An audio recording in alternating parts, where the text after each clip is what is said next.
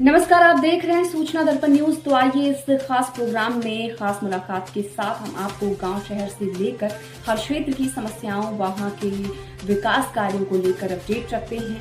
तो चलिए आज हम आपको रूबरू कराते हैं खास खबर से। नमस्कार, आप देख रहे हैं सूचना दर्पण न्यूज़ का खास प्रोग्राम खास मुलाकात। आज हमारे साथ खास मुलाकात की कड़ी में है, बात करेंगे बज्जू मंडल की।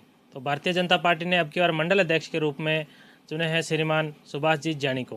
तो आज जानेंगे इनका राजनीतिक परिचय, किस प्रकार रही इस क्षेत्र में इनकी सेवाएं, आगे भी पार्टी ने जो इनको ऊपर जो विश्वास जताया है तो किस प्रकार की कार्यप्रणाली रहेगी, लोगों की जो समस्याएं हैं उनको जनप्रतिनिधियों और शासन प्रशासन तक पहुंचाने का किस प्रकार का कार्य रहेगा। तो सबसे पहले तो सुभाष जी, हमारे चैनल की तरफ से आपको हार्दिक शुभकामनाएं। बहुत बहुत आभार आपका। आपका बज्जू पहुंचने पे मैं स्वागत करता हूं और मैं आपके चैनल के लिए भी ये शुभकामनाएं दे रहा हूं कि आप जो भी प्रोग्राम कर रहे हैं, जहां जहां पहुंच रहे हैं, आपका कवरेज अच्छा रहे और आपका ये चैनल उत्तरोत्तर प्रगति करे। ऐसी शुभकामनाओं के साथ आपका धन्यवाद यहाँ पहुंचने के लिए। तो सुभाष जी, बात करेंगे अब की बार भारतीय जनता पार्टी ने जिस प्रकार मंडलों का गठन किया, युवाओं को कहीं ना कहीं मौका दिया, किस प्रकार आपकी ऐसी क्या कार्यशैली रही कि क्योंकि कहीं ना कहीं दावेदार तो काफ़ी रहते हैं, बज्जू क्षेत्र एक राजनीति का हब, किस प्रकार आपको जिम्मेदारी कैसे मिली? अब की बार भाजपा ने सबसे ज़्यादा युवाओं को इसके लिए मौका दिया है जी और उसमें मैं भी एक पार्टी के लिए समर्पित कार्य करता था। दावेदार तो मेरे साथी खूब रहे हैं और बीजेपी पार्टी में दावेदारों की किसी भी चीज़ में, चाहे किसी भी पद के लिए, दावेदारों की कभी कोई कमी नहीं रहती। पर उसके बाद भी पार्टी ने जो मेरे पे विश्वास जताया है, मैं पार्टी का समर्पित कार्यकर्ता होने के नाते और हमेशा पार्टी की रीति नीति के अनुसार चलते हैं और जनताओं की मतलब जो भी समस्याएं होती है उसके लिए हमने हमेशा आवाज़ उठाई है और उनके समस्याओं को हल करने का भी हमने प्रयास किया है। तो पार्टी ने मैं जैसे मतलब एक साधारण कार्यकर्ताओं को बहुत बड़ी जिम्मेदारी दी है। इसके लिए मैं पार्टी के हमारे पदाधिकारी, विशेषकर मेरे यहाँ कोलायत के युवा विधायक अंशुमान सिंह जी और हमारे मगरे के शेर कहे जाने वाले और जिनका दूर दूर तक नाम है, बीजेपी को बीकानेर में खड़ा करने वाले, जिन्होंने इसको मतलब बीजेपी को हर तरह से सिंचा है, देवी सिंह जी भाटी, उनका मैं बहुत बहुत धन्यवाद करना चाहता हूं कि उन्होंने मुझे ये जिम्मेदारी और मुझ में जो ये विश्वास जताया है। मैं उनके हर काम के लिए हमेशा खड़ा रहूंगा और उन्होंने जो मुझ पर विश्वास जताया उस पर मैं खरा उतरने की कोशिश करूंगा।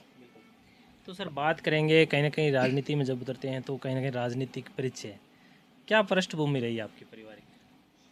पारिवारिक पृष्ठभूमि में तो मेरे पिताजी बज्जू के सरपंच रहे हैं। ठीक है, उन्होंने बज्जू के लिए बहुत विकास कार्य करवाए हैं।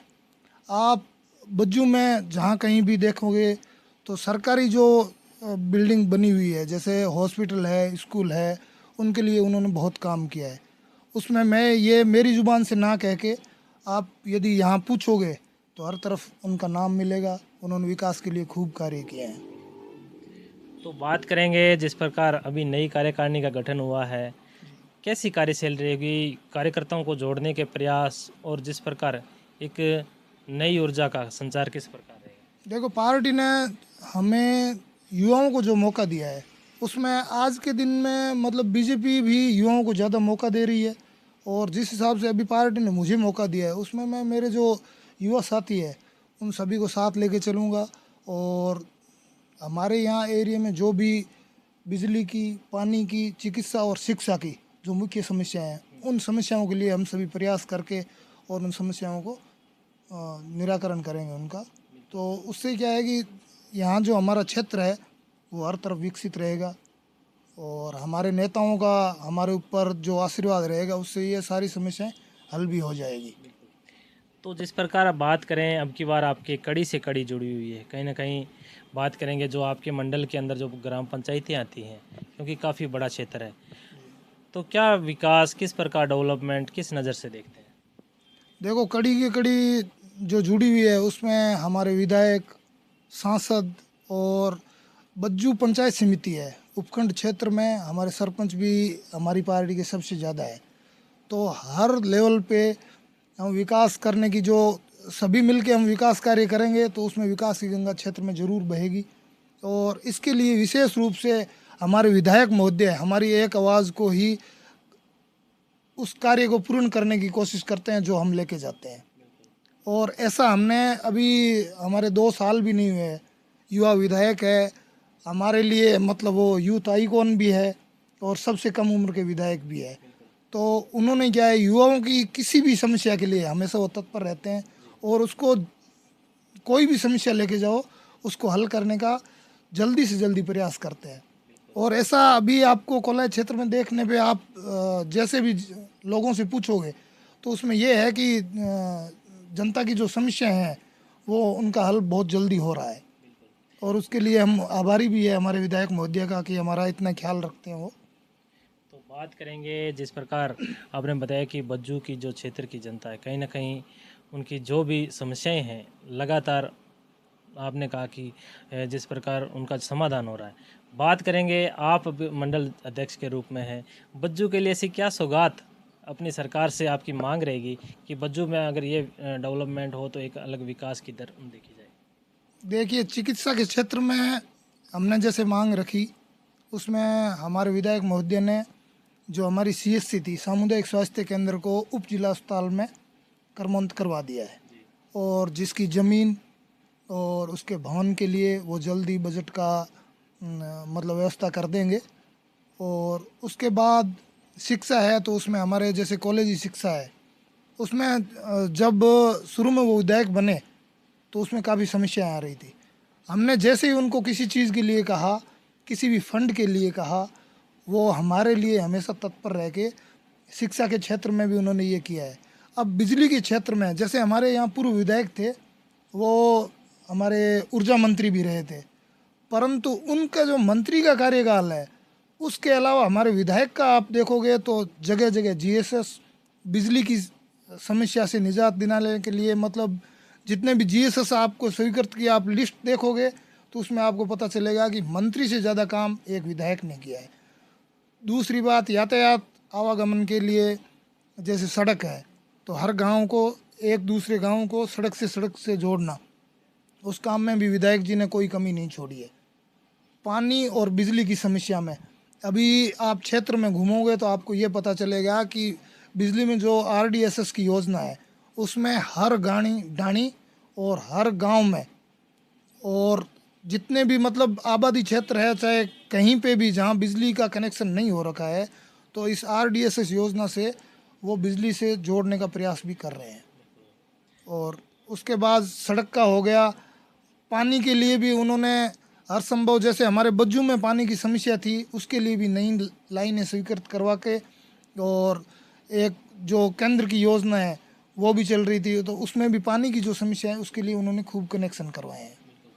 तो सर बात करेंगे इस क्षेत्र में, जैसे आपने बताया कि विकास तो काफ़ी हो रहा है, बात करेंगे क्योंकि अधिकतर यहाँ पे किसानों से जुड़ा हुआ बेल्ट है तो अधिकतर किसान निवास करते हैं। किसानों की मुख्य रूप से समस्या रहती है सिंचाई पानी को लेके कहीं ना कहीं, जिस प्रकार तो उस तरफ किस प्रकार आपकी सरकार का रुख रही? हमारी सरकार में देवी सिंह जी भाटी जो पूर्व मंत्री है, हमारे नहर मंत्री रह चुके हैं, उन्होंने खूब विकास कार्य यहाँ नहरी क्षेत्र में जहाँ लोग मतलब समझते भी नहीं थे, लिफ्ट नहरें सबसे ज़्यादा हमारे एरिया में है। चाहे कहीं भी छोटी नहर हो, जैसे हमारे यहाँ माइनर खाले, वो बनाने में देवी सिंह जी ने कोई कमी नहीं छोड़ी। उसके बाद हमारे विधायक महोदय है जो अभी, वो भी किसान परिवार से भी आते हैं और उनके दादाजी है देवी सिंह जी भाटी, वो मंत्री थे और उन्होंने इस नहरी क्षेत्र में किसानों के लिए काम किया है, तो वो भी हमेशा किसानों के लिए तत्पर रहते हैं। और सबसे बड़ी समस्या हमारे यहाँ सिंचाई पानी की है, तो उस चीज़ को हमारे विधायक महोदय भली भांति जानते हैं कि नहर का जो संचालन है, किसानों की जो विशेष करके मांग आ रही कि रेगुलेशन कहीं ना कहीं सही होना चाहिए, उसके लिए रेगुलेशन के लिए अभी पीछे मीटिंग भी हुई थी हमारे विधायक महोदय ने, उस पर जो मीटिंग थी उसमें ये मांग भी रखी थी कि जो रेगुलेशन का कार्य है, रेगुलेशन को सही किया जाए। और उसके बाद हमारे यहाँ रेगुलेशन में सुधार भी हुआ है।